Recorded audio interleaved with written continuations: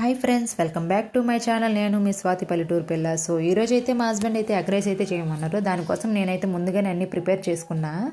ఇంకా స్టవ్ మీద కళాయి పెట్టి దానికి తగ్గ ఆయిల్ వేసి పోపులు వేసి మనం కట్ చేసుకున్నవన్నీ ఆనియన్స్ చిల్లీస్ వేసుకోవాలి. దాని తర్వాత కొంచెం కరివేపాకు కూడా వేసుకోవాలి ఫ్రెండ్స్. అది బ్రౌన్ కలర్ రాకముందే మనమైతే ఎగ్ అయితే వేసేసి దాన్ని కైమా చేసేయడమే.